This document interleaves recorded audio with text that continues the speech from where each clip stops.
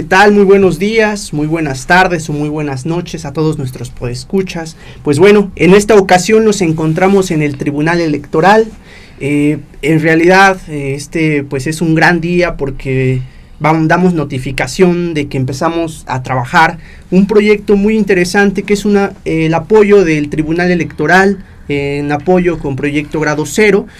Y pues bueno, qué mejor que tener a un invitado de lujo, al magistrado Manuel González Oropeza, que nos acompaña en esta ocasión. Bueno, también nuestro compañero Alan y un servidor, David Montaño.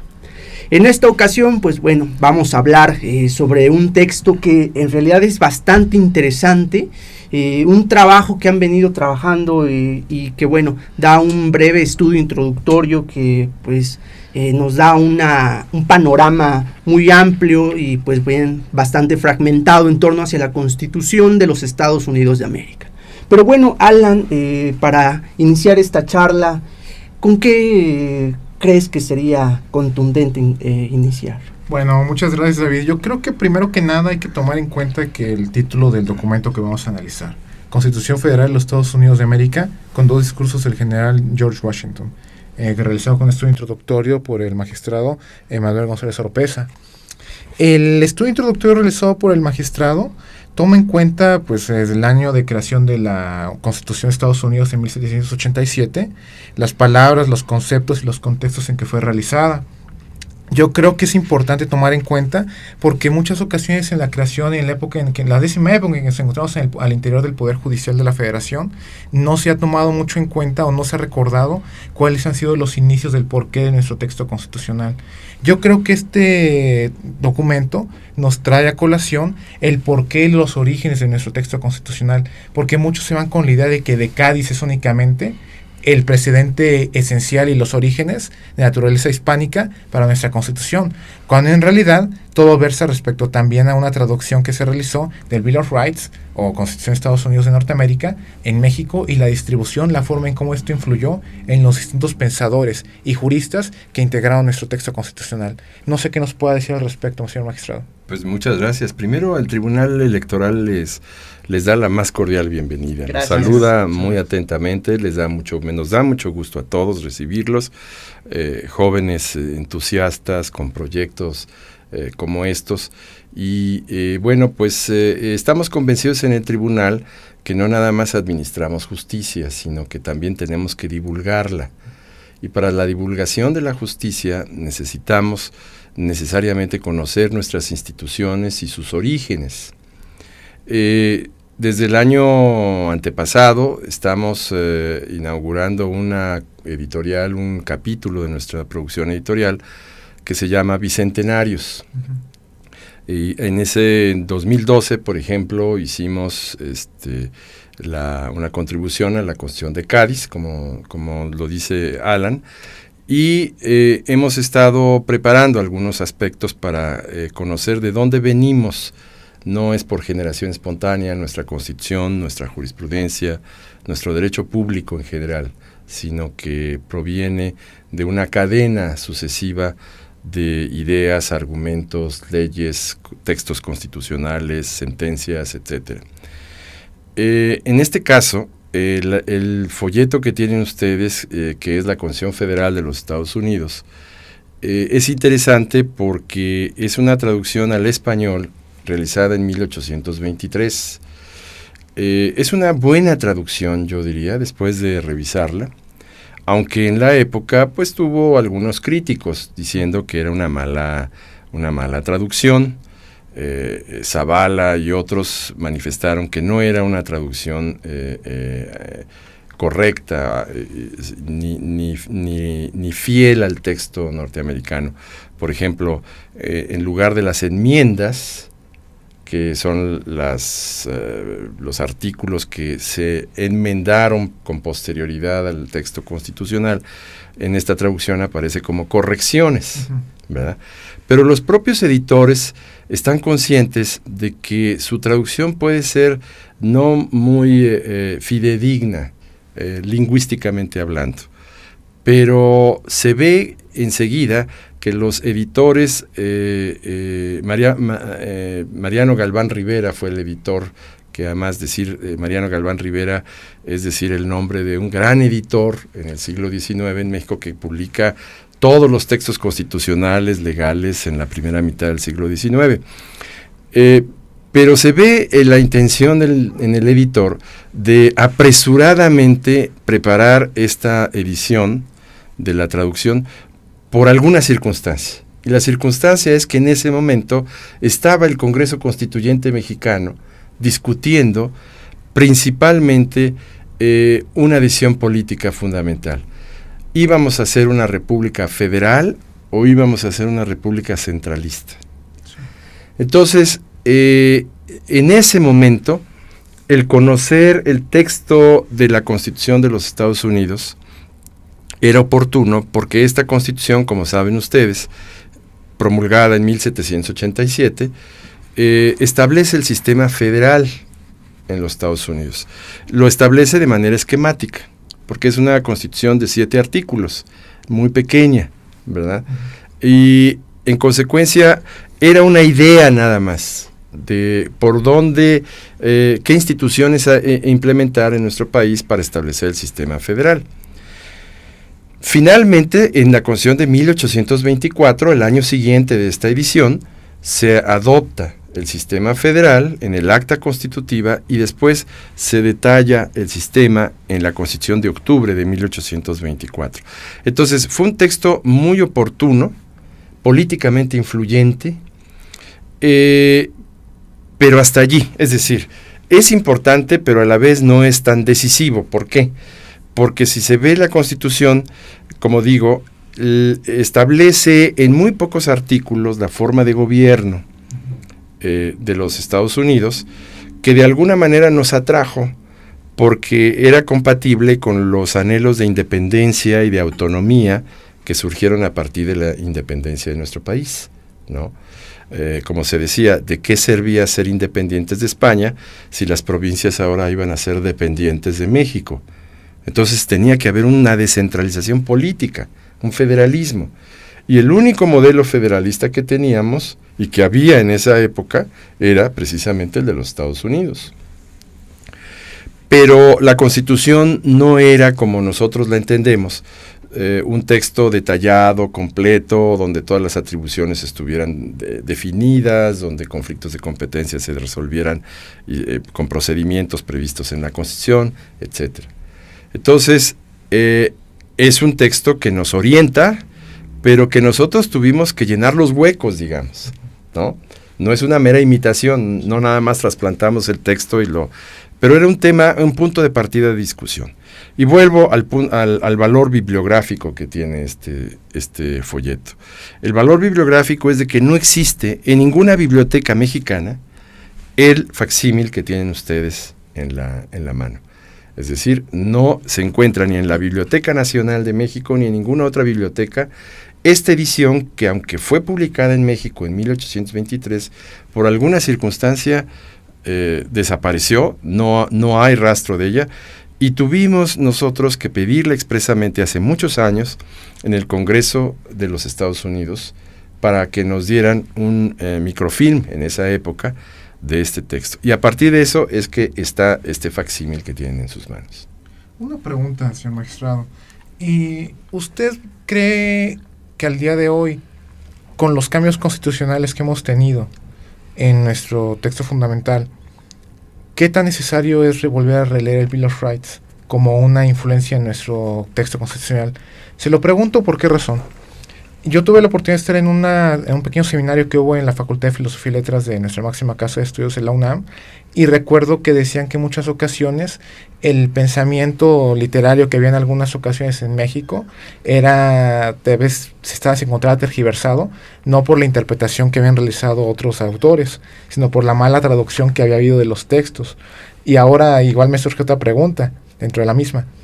¿Usted cree que incluso nuestro texto constitucional tenga su origen, algunas deficiencias de origen tal vez por una mala traducción hasta cierto grado, o es algo irrelevante? Bueno, lo que pasa es que las palabras dan el esqueleto de las instituciones, pero esas palabras les tienen que dar músculo las autoridades y las interpretaciones, y sobre todo, realmente dicho con toda honestidad, los jueces. Evidentemente, la Constitución de Estados Unidos de 1787 causa sorpresa que, siendo el siglo XVIII, todavía sirva como texto fundamental para un país de primera magnitud en el siglo XXI. Y esto no es porque se sigue el texto literalmente, sino porque se le ha interpretado judicialmente, sobre todo, para darle actualidad, ¿no? En este texto, por ejemplo, a pesar de que había las primeras libertades, este texto se promulga cuando había esclavitud en los Estados Unidos, ¿no? Y ahora, evidentemente, no hay esclavitud y se lucha para evitar la discriminación. Nuestro país, a pesar de seguir este texto, en 1824 todavía tenía la esclavitud, la deroga en 1829, y para 1857, con la nueva Constitución mexicana, que sigue todavía el parámetro de esta Constitución norteamericana, evidentemente ya la esclavitud ya desaparece. Entonces, esta Constitución es importante en tanto que establece la forma de gobierno y el sistema de derechos que tenemos en la actualidad y que seguimos. Por ejemplo, establece la forma republicana de gobierno, ¿no? ¿Qué es una república? Bueno, es un gobierno representativo. El discurso de Washington, por ejemplo, que antecede a este texto, ¿Despedida? el discurso de despedida de 1796, es muy importante porque, claro, nosotros también estábamos acostumbrados a discursos de despedida, sobre todo de Santana. Se despedía, pero nunca se iba realmente, ¿no? Pero Washington sí se despidió y se fue, sí, ¿no? Pero en ese discurso no nada más era una despedida personal y melancólica de dejar el gobierno, sino manifiesta que en la forma republicana de gobierno el espíritu es de que haya renovación de cuadros, es decir, que no se perpetúen las personas en los cargos. Una república es un gobierno representativo que permite que haya nuevos cuadros, ¿no? Haya circulación de personas. Y él decía, yo ya he servido 8 años a la presidencia de los Estados Unidos, creo que es tiempo de retirarme, ¿verdad? Pero además es un llamado a la unidad, lo cual era muy importante en esa época para México y para Estados Unidos también, porque decía, el retirarme, él sentía claramente que él era un factor de unidad, era el padre de la independencia de ese país, y decía, si yo me retiro, deben ustedes de preservar la unidad que hemos conservado, que el norte, presagiaban sus palabras, que el norte y el sur estén armónicos. Ya después sabemos que la guerra de secesión, ¿verdad? En la guerra civil de ese país, el norte y el sur se enfrentan, ¿verdad? Entonces, ¿qué era tan relevante en nuestro país en esa parte? Bueno, como estábamos discutiendo si el sistema federal en México era el idóneo, estábamos discutiendo que, por ejemplo, Guatemala, que era parte del virreinato de la Nueva España, se separaba, pero Chiapas se anexaba, ¿no? Y que Jalisco amenazaba que si no se adoptaba el sistema federal, Jalisco se separaría junto con Yucatán. Sí. Entonces, en este año de 1823, las provincias mexicanas estaban en esa orilla de la guerra civil de separación, y se hubiera desmembrado el país una vez independizado, hubieran sido varios países. Entonces, ese discurso de despedida, de decir que la concordia, es decir, la unidad, por eso en la traducción aparece la frase de Salustio. Si ven ustedes la primera página, es la frase de Salustio. La concordia conserva la unidad, sí, y hace fuerte a los países, a los lugares pequeños, y divide a los países grandes, ¿no? Entonces era muy importante esa discusión en 1823 para México. Aquí, bueno, ya ha tomado un elemento muy importante que, bueno, es esta parte histórica que en realidad pues creo que tiene bastante relevancia y también tanta importancia en estudiarla. Pero bueno, aquí igual me surge otra pregunta, creo que un poco relacionada. Igual en este mismo contexto de los cambios constitucionales que se han venido generando, ¿qué influencias o qué relaciones se empiezan a encontrar en torno pues a estos principios de textos constitucionales en el caso, por ejemplo, de lo que es el contexto actual de los derechos humanos? Bueno, en materia de derechos humanos, es interesante notar que nuestra Constitución inicial de 1824 no contuvo un capítulo de derechos humanos, porque los Bill of Rights o la Declaración de Derechos está dentro de las correcciones o enmiendas, ¿verdad? Esto fue motivo de una discusión en el Congreso Constituyente de 1787. ¿Vamos a establecer un catálogo de derechos humanos a nivel federal? Y la respuesta de la convención fue no la necesitamos. ¿Por qué? Porque los derechos humanos ya están consagrados en las cartas o constituciones de las provincias, ¿verdad? Massachusetts, Virginia, todas ellas tenían ya sus propios derechos. Y ya lo habían tenido desde, bueno, el siglo XVII, XVIII, y a fines del XVIII decir, vamos ahora a concentrar esos derechos en una constitución federal. Los estados veían que podían afectar los derechos y las prácticas y las interpretaciones de esos derechos a nivel regional con una declaración federal de derechos humanos. Por eso, el texto de la Constitución de Estados Unidos no tiene una declaración de derechos humanos.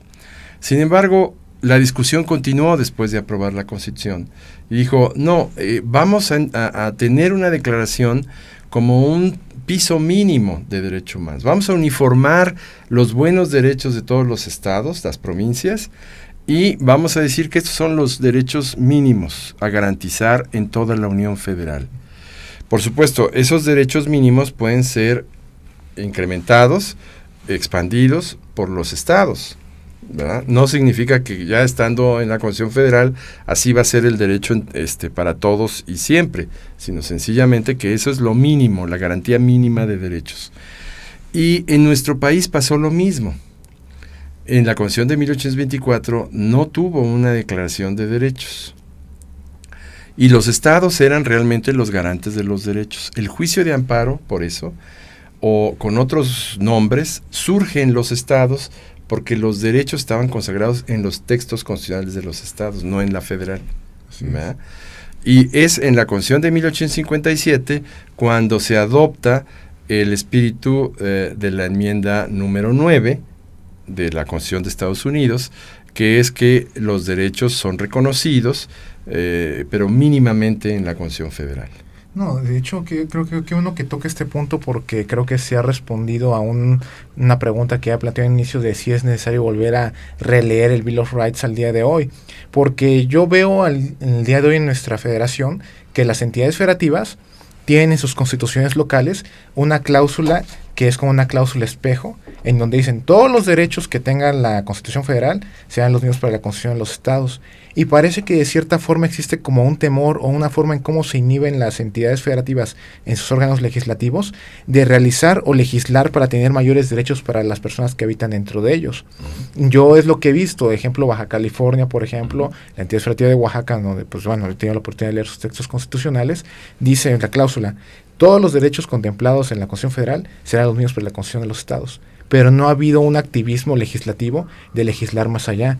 Se olvida y parece que se interpreta en sentido contrario que ese mínimo que establece el Pacto Federal es un techo máximo.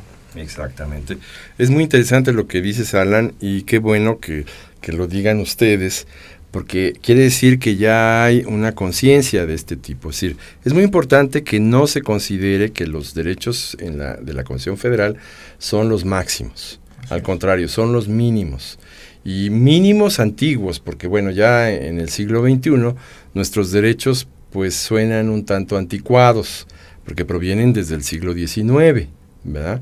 Se han actualizado algunos, pero sobre todo en las constituciones estatales. Por ejemplo, la Constitución de Veracruz del año 2000 tiene un catálogo de derechos un poco más extenso. Pero segundo, leer los textos constitucionales en materia de derechos no es suficiente, porque son conceptos muy abstractos, son principios los derechos, no son reglas. Entonces, por eso la legislación ha sido incapaz de regular los límites y los contenidos completos de cada uno de los derechos.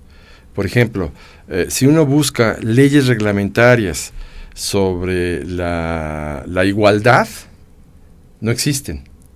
Sobre los derechos indígenas existen muy pocos.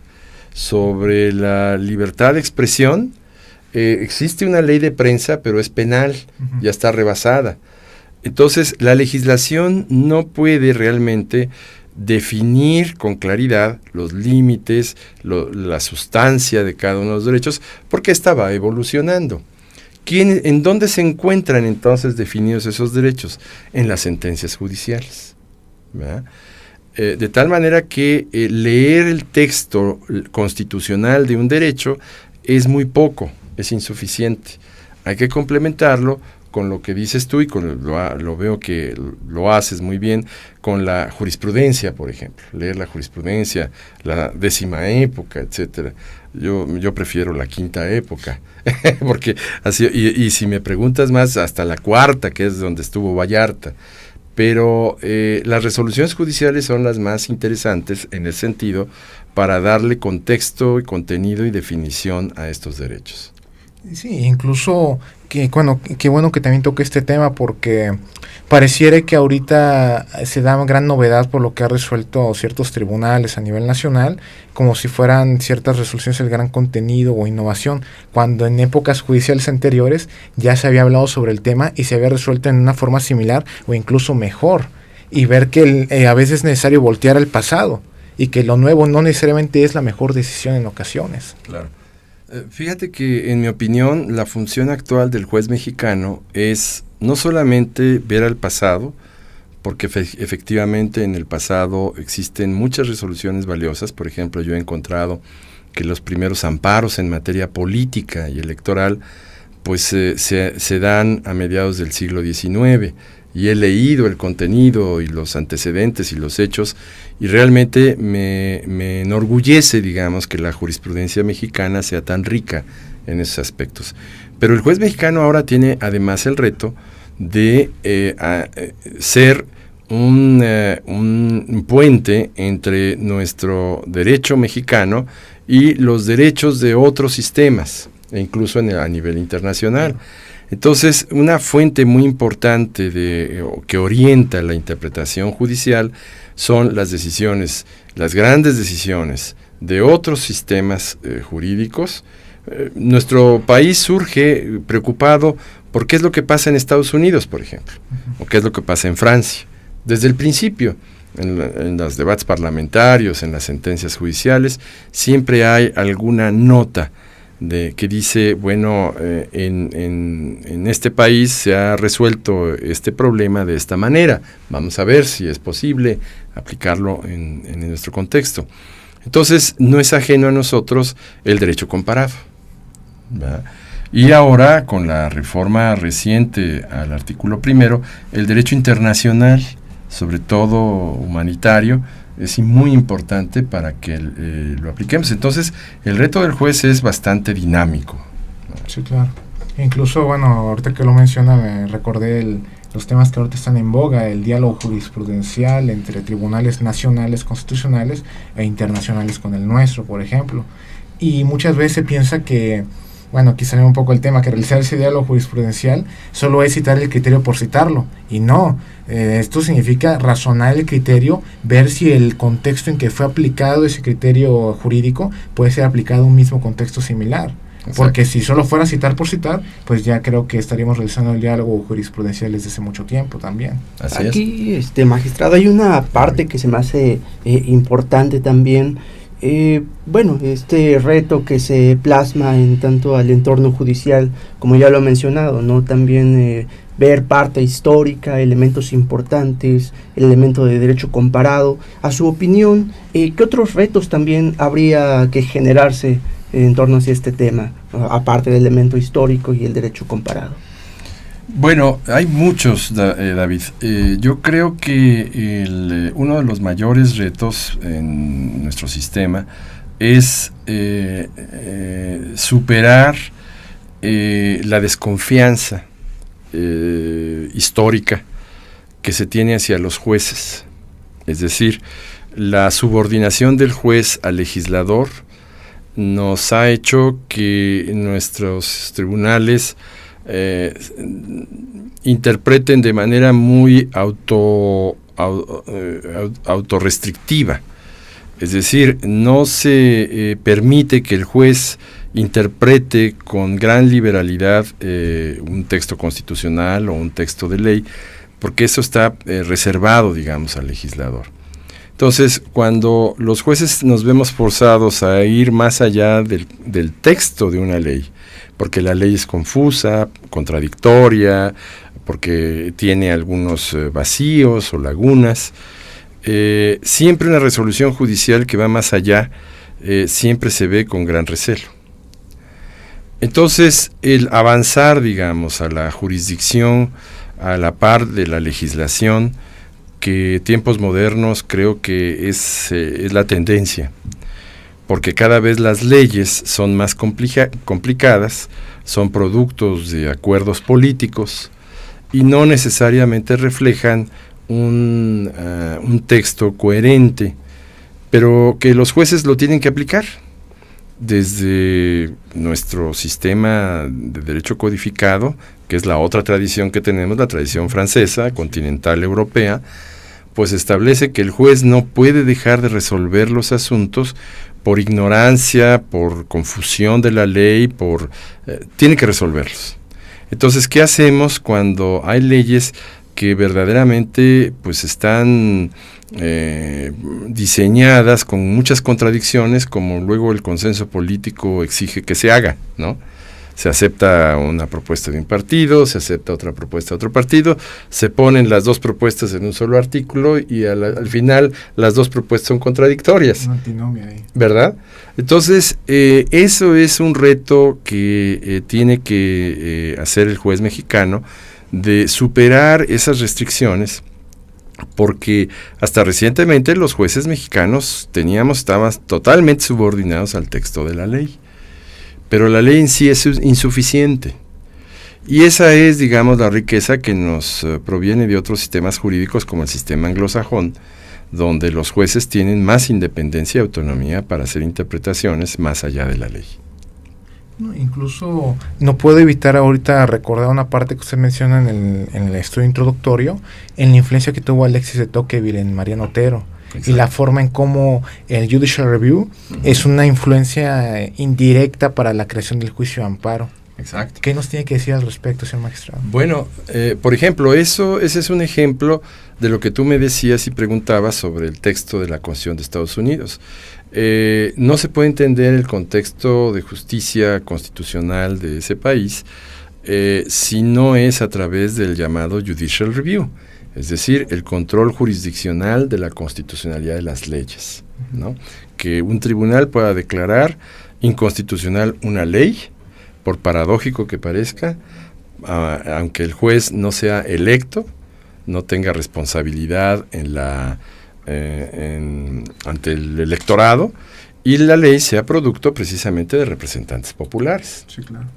Entonces, es una paradoja que alguien que no es electo deshaga lo que un cuerpo de representantes populares votó, ¿verdad? Y todo por la interpretación de la Constitución. Entonces, el Judicial Review, que es una institución fundamental para darle vida a esta Constitución, no está previsto en la Constitución de los Estados Unidos.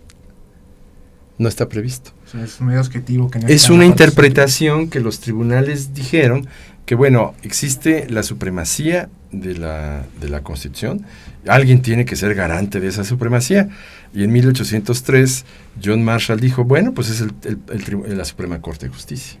Y a partir de allí se genera toda la doctrina del Judicial Review, pero no está prevista en la Constitución de los Estados Unidos.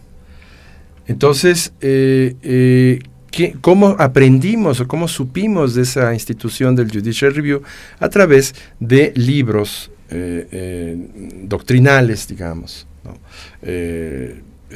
Edouard Laboulaye, Alexis de Tocqueville, Joseph Story, a través del Federalista, con Hamilton, ¿verdad? Entonces, realmente, por eso, el complemento de este texto legal, pues es toda la doctrina.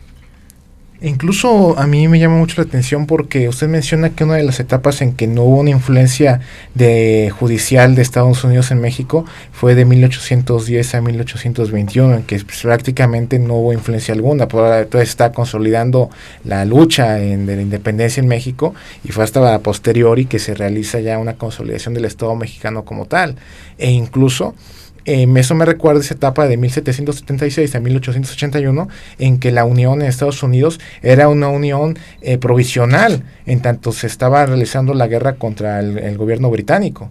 E incluso George Washington decía que si no se adoptaba un sistema ya sea federal, o en este caso un sistema centralista, pero sobre todo el federal, era un derramamiento de sangre que no tenía sentido. E incluso Laboulaye lo menciona en el capítulo 2, en donde usted hizo también otro estudio introductorio. Exactamente. Sí, eso es muy importante entenderlo, porque es nuestro derecho constitucional, y el derecho de ellos es muy dinámico y está sometido a las diversas interpretaciones según las circunstancias que vive cada país, de tal manera que de 1810 a 1821, si bien no hubo la influencia que ya después se nota a partir de 1823, sí hay un cierto curiosidad en México por conocer las instituciones anglosajonas. Por ejemplo, Morelos es enjuiciado, como recuerdan, y una de sus acusaciones es tener libros prohibidos, como por ejemplo la Constitución de Massachusetts. Sí, claro. ¿No? Porque tenía un Bill of Rights y todo esto. Entonces, sí teníamos cierta relación, cierto contacto cultural con estas instituciones, pero se consolida más a partir de 1823, sobre todo todavía más en la segunda mitad del siglo XIX. Sí, así es. Claro. Pues bueno, sobre esto creo que destaca en realidad bastante, ¿no?, este elemento histórico para poder entender la temática constitucional actual, la importancia que tiene, la influencia más bien que se empieza a generar a partir de estos estudios constitucionales, y que bueno, esto en realidad también creo que nos llevaría a pensar sobre cuáles elementos han sido los que se han tomado en el Estado mexicano a partir de todas estas expectativas. Y bueno, y sobre esto, no sé usted, magistrado, qué consideraría que ha sido bueno, qué ha sido malo, qué ha afectado, y bueno, qué consideraciones habría que tomar al respecto a partir de el texto constitucional de Estados Unidos. Yo creo que toda influencia es buena por sí misma, siempre y cuando se analice y se adapte a las circunstancias del país, ¿verdad? No solamente, y eso pasó en esta época, es decir, nosotros tuvimos este texto constitucional, pero le dimos contenido a lo que iba a ser, por ejemplo, sistema federal. Nuestro sistema federal, desde entonces empieza a ser diferente al sistema federal de los Estados Unidos, a pesar de que la Constitución sea la misma. El sistema presidencialista, por ejemplo, también es otra influencia de Estados Unidos. Ellos inventan el sistema presidencial, en contrario al sistema parlamentario de Inglaterra, y nosotros también le dimos contenido a nuestro sistema presidencial. Entonces, fuimos moldeando cada una de estas instituciones a nuestra realidad, y ese es el mérito de nuestros constituyentes mexicanos. No fueron copistas de otros textos, ni admiradores ciegos de otras instituciones, sino que tuvieron los pies en la tierra y la conciencia muy clara que nuestro país tenía diferencias con los Estados Unidos. Bueno, nada más para hacer un comentario último a lo que se está realizando, señor magistrado, es como incluso está en recuerdo cuando yo en clase de teoría del Estado, llevamos el libro de Porrúa, y me acuerdo que hay una parte en la que él menciona el federalismo mexicano y el federalismo estadounidense llega a un punto de convergencia en que cada uno toma también su propio camino. En México se busca más un federalismo y en Estados Unidos se busca más un centralismo. Totalmente. Por la autonomía que tienen las entidades federativas allá en Estados Unidos. Y cómo ha ido evolucionando cada uno de ellos dependiendo del propio sistema político que tienen al interior y en comunión. Totalmente, sí. Pues bien, creo que desafortunadamente el tiempo se nos ha agotado, pero pues bueno, agradecemos mucho al Tribunal Electoral por esta agradable charla, a usted, magistrado, por este tiempo que nos ha brindado. Y pues bueno, esperamos seguir cooperando en torno a estos materiales que en realidad esperemos sean bastante interesantes. Igual los invitamos a que puedan leer este trabajo de la Constitución Federal de los Estados Unidos de América, que bueno, en realidad es bastante interesante y que les va a agradar bastante este estudio introductorio por el magistrado Manuel González Oropesa. Magistrado, muchísimas gracias. Gracias a ustedes. Tienen las puertas abiertas de este tribunal. Muchas gracias. Muchas gracias.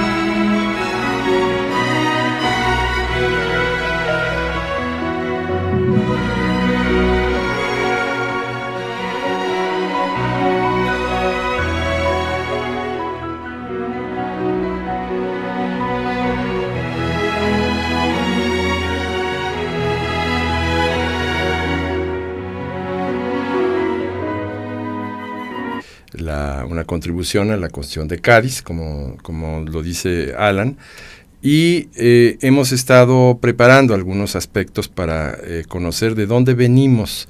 No es por generación espontánea nuestra Constitución, nuestra jurisprudencia, nuestro derecho público en general, sino que proviene de una cadena sucesiva de ideas, argumentos, leyes, textos constitucionales, sentencias, etcétera. En este caso, el folleto que tienen ustedes, que es la Constitución Federal de los Estados Unidos, es interesante porque es una traducción al español realizada en 1823. Es una buena traducción, yo diría, después de revisarla, aunque en la época pues tuvo algunos críticos diciendo que era una mala traducción. Zavala y otros manifestaron que no era una traducción correcta ni fiel a la Constitución, cuando en realidad todo versa respecto también a una traducción que se realizó del Bill of Rights o Constitución de Estados Unidos de Norteamérica en México, y la distribución, la forma en cómo esto influyó en los distintos pensadores y juristas que integraron nuestro texto constitucional. No sé qué nos pueda decir al respecto, señor magistrado. Pues muchas gracias. Primero, el Tribunal Electoral les da la más cordial bienvenida. Gracias. Nos saluda muy atentamente, nos da mucho gusto a todos recibirlos, jóvenes entusiastas con proyectos como estos. Y bueno, pues estamos convencidos en el tribunal que no nada más administramos justicia, sino que también tenemos que divulgarla. Y para la divulgación de la justicia necesitamos necesariamente conocer nuestras instituciones y sus orígenes. Desde el año antepasado estamos inaugurando una editorial, un capítulo de nuestra producción editorial que se llama Bicentenarios. Y en ese 2012, por ejemplo, hicimos Bueno, Alan, para iniciar esta charla, ¿con qué crees que sería contundente iniciar? Bueno, muchas gracias, David. Yo creo que primero que nada hay que tomar en cuenta que el título del documento que vamos a analizar, Constitución Federal de los Estados Unidos de América, con 2 discursos del general George Washington, realizado con estudio introductorio por el magistrado Manuel González Oropeza. El estudio introductorio realizado por el magistrado toma en cuenta pues el año de creación de la Constitución de Estados Unidos en 1787, las palabras, los conceptos y los contextos en que fue realizada. Yo creo que es importante tomar en cuenta porque en muchas ocasiones en la creación, en la época en la 10ª época en que nos encontramos al interior del Poder Judicial de la Federación, no se ha tomado mucho en cuenta o no se ha recordado cuáles han sido los inicios del porqué de nuestro texto constitucional. Yo creo que este documento nos trae a colación el porqué y los orígenes de nuestro texto constitucional, porque muchos se van con la idea de que de Cádiz es únicamente el precedente esencial y los orígenes de naturaleza hispánica para nuestra Constitución.